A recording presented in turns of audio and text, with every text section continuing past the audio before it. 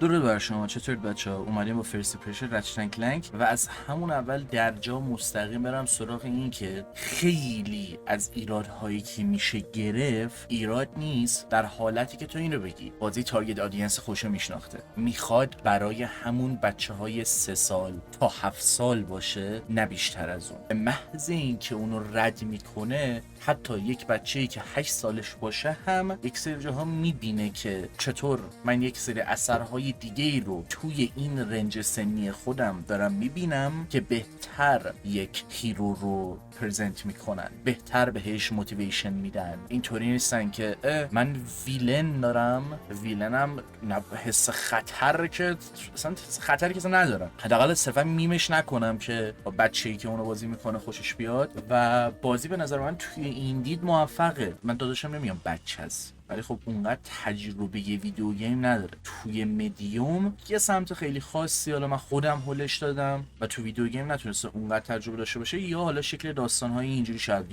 یا شاید خیلی زود ازش گذشت یا هر چی. و من میدیدم که داداشم مثلا داره بازی میکنه بهش خوش میگذره، یعنی مثلا همیشه اسمایلی فیسه، اینطوریه که آقا خوش میگذره اینجا چیکار کنم، یک سری جای واسش چالشه، اینطوری هم که اوکی. ولی خب برای من متاسفانه نکات مثبتش خیلی کمه و امیدوارم ویدیو اینفیمس انسان رو داده باشم، چون چند تا رفرنس قرار با اون بزنم و شما اون ویدیو رو دیده باشید و بعد اینو ببینید. ولی خب حالا بریم که یه مقدار بیشتر راجع بهش صحبت کنیم دیگه. اومدم یکم بیشتر سرچ کردم، از اینفیمس بدتره. عجب رابیت هولیه، یعنی ویدیو 20 دقیقه‌ای تا 2-3 ساعت که حالا باز 2-3 ساعت خوبه، باز خدا شکر که 5-6 ساعته ندیدم احتمالاً، ولی اونم پیدا بشه که چرا بده. یه فرانچایز، کلی عشق، کاراکتریزیشن، خاطره، چه دارم، هیومر درستابی، داستان درستابی زیر سوال بردن این حرفا، به خاطر اینکه تارگت اودینسش عوض کرد. و میگم مثلا یه بنده خدایی بود تمام ایرادایی که گرفته بود مثلا مشابه اون چیزی بود که من خوشم نیامده بود، ولی اون با خیلی شدت بیشتری. و من اینطوری بودم ببین نمیتونی مثلا یه اثر بچگونه رو جدی بگیریم مگه اینکه مثلا بگی اوکی میخواد چی رو به اون بچه برسونه، یعنی کاملا از یه شکل دیگه ای نگاه کنید به عنوان کسی که میخواد مثلا یک پیامی رو به یک بچه برسونه. چه بدونم، من نمیخوام الان روی این قضیه دست بذارم، روی اینکه اوکی رچت کلنک برای یک بچه کودک چطوره، چطور به اون بچه شخصیت میده، چی به بچه یاد میده، کجاها به یه بچه‌م نمیتونه 4 تا چیز یاد بده، یا حالا اون جایگزینه چیه، راه حل چیه. من به این چیزا کاری ندارم. میگم داداش من، خود داداش من مثلا بازی کرده بود، خوشش اومد، دوست داشت و خوش به حالش. من اینو با لیتل اگه شانکام صحبت میکردم به لیتل هم میگفتم و حتی اونم اعتراف گفت اگه این احتمالاً یه چیزی بود که همون زمانی مثلا دوران پلی استیشن 2 ما میزدیم احتمالاً عاشقش میشدیم، احتمالاً باهاش بزرگ میشدیم، احتمالاً خیلی مثلا حال نمیکردیم، یا الان اگه حال نمیداد حداقل یه نوستالژی می بود که وای چقدر اون موقع مثلا خاطره خوبه داشت، چقدر حال داد. هنوز میتونست یه لبخندی رو صورت من بیاره، نه لبخند مثلا از اینکه نویسندگی بازی چقدر جینیسه، چقدر هر لحظه داره لذت میبرم، کل اون مسیری که دارن طی میکنن و هدفی که دارن یه حس و انرژی خوبی رو به من هم میرسونه. دوست ندارم بگم اثر از اون اثرایی که تو رو به اون حس چایلدهود مموریز به اون سمت میبره و تا اون حد خوبه، ولی مثلا تقریبا شاید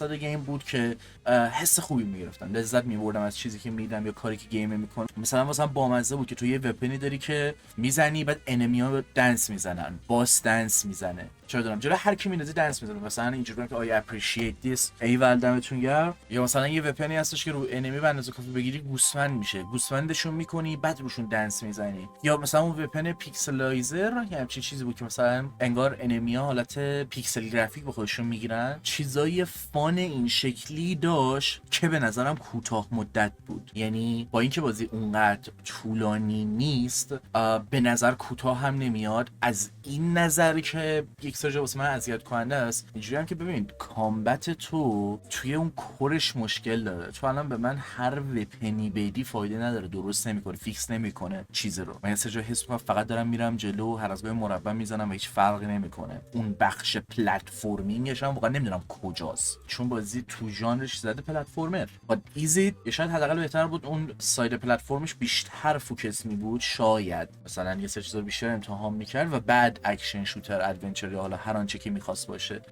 وپنایی که میداد هر چقدر ورایتی داشت، هر چقدر یونیک بود، هر چقدر بامزه بود، هر چی بود، اون گیم پلی رو فیکس نمیکرد، یهو کامل بازی فان نمیشد. و از اون طرف اصلا پیسینگ عجیبی داشت، یه سری جاها چه توی داستانش باشه چه مثلا میگم تو دنیا رو میخوای نجات بدی، ولی یارو اینطوری میکنه میگه آقا اسکیت نداریم بهت بدیم، یه دونه تو مسابقه هست برو اونو مثلا برنده شو بعد برو دنیا رو نجات. من میخوام دنیا رو نجات بدم، خب یا باید برم مسابقه ریسینگ؟ ببین نه نمیدونم، یعنی شاید واسه بچه فام باشه چون نمیفهمه چی داره میشه. برای همین اول ویدیو گفتم اگر تارگت آدینس این گیم رو در نظر بگیریم که کیه، به شکل دیگه ای اصلا بر راجع بهش صحبت کنم. ولی من این که الان دارم همینطوری اینو به عنوان یه گیم بازی میکنم، اوکی خیلی گیم 3 سال به بالایی هست که من عشق میکنم، هم واسه بچه هاست، هم واسه تینیجر هاست، هم واسه ادالت هاست، حتی بزرگ سالها، هم واسه پیرمردها، همه عشق میکنن و واسه هر کدوم میبینی یه چیزی داره، چه تو صورتت مستقیم باشه چه غیر مستقیم باشه، یه چیزی وسط داره. مثلا من اینو حس نمیکنم چیزی باشه که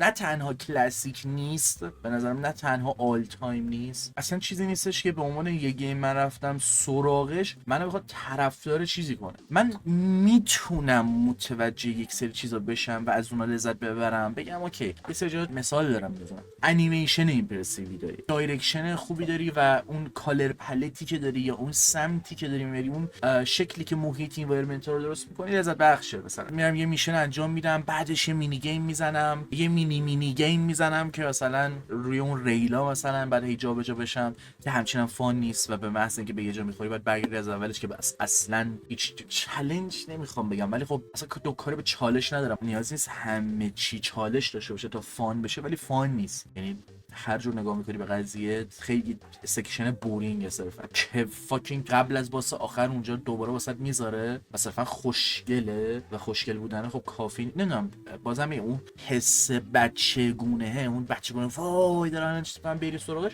خیلی خفن، خیلی حال میده، ولی نتونستم دیگه متاسفانه نتونستم لذت ببرم. مثلا من اولش که داشتم رکورد می‌کردم اینطوری که نریتورش بامزه است، مثلا اینطوری میکنه میگه خب یهو یه تیرکس زامبی به اینا حمله کرد، بعد یارو میگه که آقا این اصلا داستان نبوده، نریتور میگه باشه داستان برمیگردونه عقب و داستان اصلی رو تعریف میکنه. بعد مثلا من اینطوری بودم که اوکی اگه این مثلا 90% گیم این نریتور باشه، من احتمالاً اگه فول گیم بذارم احتمالاً کمتر کات بزنم به خاطر اینکه این نریتوره واسه من فانه. بعد یه جا به نریتور انگار اصلا حذف میشه، هیچی نمیگه، خیلی دخالتش کمه، یعنی یه چیز فانی داره همون اولش، اما مثلا 1 ساعت اول 2 ساعت اول خیلی باحاله، خیلی حس خوبی میده، بعد میری جلوتر هی یواش یواش داره تکراری میشه، یواش یواش داره بورینگ میشه، یواش یواش چیزی اضافه نمیکنه. بازم میگم مثلا به چالش کاری ندارم، فانش کمتر داره میشه، اون المانایی که داشته مثلا خوب بوده رو از دست میده، هیومرش یه سری جا به هم میریزه، داستانش هی انگار بدتر میشه. یعنی تو از اول میگی اوکی کلیشه یا اونقدر جذاب نیستش که I just want to be a hero guys، من فقط میخوام قهرمان باشم، من فن فلانی ام، ولی مثلا به محض اینکه یه شکست میخورین توی که خب برگردیم به بیسمنتمون زمین جارو بزنیم، مهم نیست چه سیاره بین داره میره، اما یکی میگه نه اوکی ما هنوز میتونیم یه سیاره دیگه رو نجات بدیم، بیا برگرد بیب، و برمیگه. احمقانه به نظرم میاد که بخوام به این چیزا اشاره کنم، ولی از طرفی به نظرم احمقانه است فرانچایزی که انقدر طرفدار داره هنوز که هنوز من میبینم به عنوان مثلا چیزای کلاسیک حساب میشه، کامیونیتی خودش رو درست حسابی داره، یهو بخوای استندالون پروداکتش کنی، مثلا نسل جدید دوباره باش خاطره بسازن، چرا ریبوتش میکنی؟ اصلا ریبوت کردی تو، چرا این شکلی ریبوتش میکنی؟ چرا یهو همه رو دوباره برمیگردونی به 3 سال؟ نمیگم بازی باید دارک باشه، نمیگم باید خیلی جدی باشه، نمیگم باید مثلا در نظر بگیره که الان تمام کسایی که مثلا با رچلنگ کلنگ بزرگ شدن الان چه میدونم بومرن، مثلا پیرورد شدن، ولی قشنگ انگار یه استپ داون دیگه. حالا من نسخه قدیمیشم تازه بازی نکردم، این حس رو بهم میده، اگه من بازی میکردم و خاطر داشتم که خب هیچی دیگه. تو مثلا یه چیزی مثل کرش بندیکوت رو نگاه کن، کرش بندیکوت میاد تو باش خاطره داشتی، نوستالژی داشتی، اصلا اینا همه اینا به کنار، کرش 4 میاد واسه یه بچه فانه، میام پوریا بازی میکنه عشق میکنه، یعنی ته لذت رو میبره، چالش واسش فانه، همه چی واسش فانه. جدا از اون من خودم بازی میکنم با واسه خودم هم چالشی اینجا میگه وات فاک چی داره میشه. مثلا این برابر نگاه میکنی جزء سخت ترین پلتفرمرها مثلا نمیدونم داستان عجیب غریبی داره، ولی یه سری واقعا زیر سوال نمیبره کاراکتر یه سری چیزا رو که تو بگید چی داره میشه دیگه. تو کامبت بازی به نظر میتونست یه ظرافتی داشته باشه که اون شاید اونو با ظرافت در نیاوردن که حداقل تو کور خودش اونجوری که باید اون کامبت حال نمیده. اکثر چیزها نیاز به اوورتینک، هیچی نیاز به فکر کردن نداره واقعا. اوگا بوگا بازی تو میکنی میری جلو and that's fun I guess نمیدونم. و این قضیه اینطوری نیستش که با دیفیکالتی کمتر بهتر بشه یا دیفیکالتی بیشتر، یعنی مثلا تو انقدر اذیتی دیفیکالتی رو کمتر کنی که سریعتر بشه بیشتر حال بده، یا میگه آقا این دیفیکالتی نداره من دیفیکالتیشو بیشتر میکنم، یا مثلا پترنا عوض بشه، یا مثلا اصلا دیفیکالتی اینجا تأثیری نداره. یعنی من چندین بار بین دیفیکالتی هایی که در دسترسم بود تغییرشون دادم، رو هارد صرفا بورینگ تر میشد. اصلا این به نظرم خیلی سخته بتونی همچین کاریو بکنی، که البته خیلی بازی ها این کارو میکنن و دیفیکالتی سخت‌تر بازیشون بورینگ تر میشه، به خاطر اینکه مثلا صرفا یهو میبینی هلفه بیشتر شده یا یه سری حالا مثلا 2 تا تیر بیشتر میزنه یا سریعتر روت ایم میگیره، ولی اگر تو اون موومنت رو داشته باشی مثلا فرق نمیکنه. ولی خب کلا یه چیزی که بخوای شول کنی همینطوری پلی بدی، حالا سراغ یه چیزی رفته باشی امتحان کنی دیگه. پیسینگ رو گفتم، نریتور رو گفتم، کامبت رو گفتم، هیومرم میگم هیومر یک سری جاها میگرفت، مثلا اینجوری بودی که یک سری جاها اوکی بر منم خنده داره مثلا، ولی یک سری جا انقدر خراب میشد، انقدر کودکانه دیگه حتی نمیشد، اصلا بد بود، یعنی بدی که بچه باشه طرف نمیفهمه دیگه، مگر نه هر حالت دیگه اونو بذاری جلوش اصلا بچه‌م به خدا میفهمه اون بده، اصلا نمیدونم. یه چیز دیگه ای که نوشته بودم بگم، اکثر چیزها اگرم فان باشن واسه یه مدت کوتاهی فانن و قضیه پلتفرمینگ رو گفتم. و باز بدبختی رچت هم 15 16 تا نسخه داره مثل اینکه، و خب مشخصا من همه رو تجربه نکردم، نهایت سراغ ریفت پارت و چند تا کلاسیک برای پلی استیشن 2 برم که اون تفاوت رو متوجه بشم حالا تو یک سری اسپکت به خصوص، و مثلا یه سری نسخه‌ای که خودم بچگی بازی کردم و بتونم دوباره برم که تمام کنم، چون تمام نکردم و اصلا اون شکلی خاطره‌ای هم ازشون ندارم. بگم دیسک خراب کلا اون موقع خیلی گرون بود، بارها این قضیه رو تعریف کردم و گفتم این مسیر 5 6 ساعت ویدیو دادن در رابطه با اینکه چرا این بازی بده هم فعلا اون مسیر رو نخواهم رفت، یا رتروسپکتیو این که آقا مثلا این چه بلایی سر این فرانچایز اومده، کجا بده کجا خوبه، بالا و پایین‌هاش، این یه دونه نسخه به خصوص. ولی احتمالاً خب تو بازی‌های دیگه و تجربه‌های دیگه که دارم یک اثری ببینم که بهتر یا بدتر از این باشه، به قولی کردیتمو خب به این اثر میدم یا ازش میگیرم حتی و میگم که آقا اینها این کارو تو باید اینطوری انجام بدی. نمیدونم حسش اونجور که باید من نگرفت، خیلی لذت میبردم اگه واقعا خوش میگذشت، یه لبخند کلی مثلا همیشه رو صورتم میبود و میتونستم از اول تا آخرش لذت ببرم، خوش بگذرونم، اکچولی واقعا مغزمو خاموش کنم، ولی نه به شکل اینکه اذیتم کنه، مغزمو خاموش کنم برم جلو و حال بده، گیم با چیزای مختلف مثلا هی اینتروس کنه جلوم، نه اینکه 2 تا مینی گیم مختلف و دوبار جاهای عجیب غریبی بذاره جلوم و تازه اونقدرم حال نده، یا اینطوری باشم که فرق نمیکنه دیگه، پوری مثلا بیا یه لحظه مینی گیمی که نرفتی و برو ببینم چه جوری میدی، خب تو هم اول چه دیگه پس هیچ فرقی نمیکنه.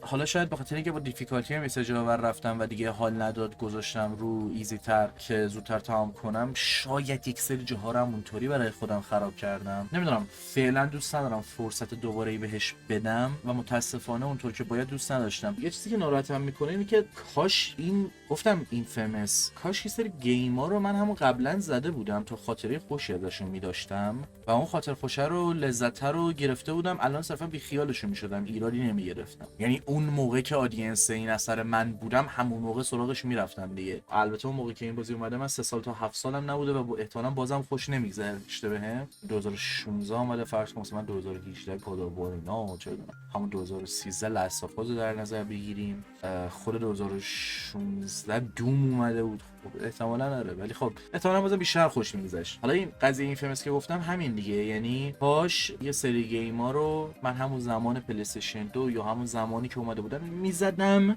و به واسطه اینکه با 2 تا گیم اخیری که مثلا واسهشون هایپ بودم دوست داشتم اینا رو مثلا توی اون کاتالوگ یا حالا هر آنچه که هست توی اون تجربه گیمینگ هم داشته باشم. جمله بندیم چجوری بود؟ فاکینگ سراغشون میرفتم و لذت میبردم. نه که الان 2 تا چیز آخری که پشت سرم زدم هر کدوم طرفدار و کامیونیتی مخصوص خودشو داره، مثلا اثرهای کلاسیکی حساب میشن، بعضن اثرهای محبوبین، ولی من نمیتونم لذت ببرم. خب این چیز دیگه، یعنی کارش نمیتونم بکنم. منم نمیخوام زوری لذت ببرم که شاید 16 تا گیم رچن کلنک رو بازی کنم همه رو و یه جا متوجه بشم که اوکی، نه این رچن کلنک 2016 واقعا بازی بدیه، آشغاله، حتی شاید، نمیگم حتما که الان که نمیگم فلان مثلا رچن کلنک فلان 2 نسخه یا فلان 1 نسخه یا هر چند نسخه فوق العاده است، شاهکاره، ولی من هنوز خوشم نمیاد. من ترجیح میدم گیم‌ها اونطوری باشن برای من تا اینکه هم بد باشه هم اذیت شم هم مشخصا خوشم نیاد. منظورم اینه که نیازی نمیبینم زوری یا حالا به هر شکلی که هست از همه چی خوشم بیاد، ولی مثلا اینطوری هم نیستم که به خاطر اینکه خوشم نمیاد کردیت اثر رو، یعنی کردیت میگیرم از اثر، کلا اون حق و توجهی که باید به بازی نمیدم. تمام تلاشم میکنم که مثلا بیشتر متوجه شم و بگم اوکی فلانجا فلانجا فلانجا اشتباه میکردم، این بازی خیلی ایمپرسیو، فلان این کارو داره میکنه، این کارو داره میکنه، فلانجا خوبه خوبه خوبه خوبه واسم قابل درکه، ولی در نهایت این بود از فرست ایمپرشن من. متاسفانه رچن کلنک هم اونقدر تجربه درستابی واسم نبود. حالا نظر شما چیه؟ شما اصلا چه تایمی بازی کردید و اگر مثلا شما همون 2016 بازی کردید یا زمان پلی استیشن 2 بقیه رچن کلنک رو رفتید، چه حسی 2016 داشتید نسبت به بازی‌های پلی استیشن 2؟ یا اگه 2016 رفتید تازگی‌ها بازم بازی کردید، الان چه حسی دارید نسبت به بازی؟ در شرایط و حالات مختلف قطعا این قضیه فرق میکنه، ولی خب فعلا که اینطوری بود چیزی بیشتر نمیمونه بخوام راجع به این بازی صحبت کنم. همین، دمتون گرم که تماشا کردید و شب روزگار خوش.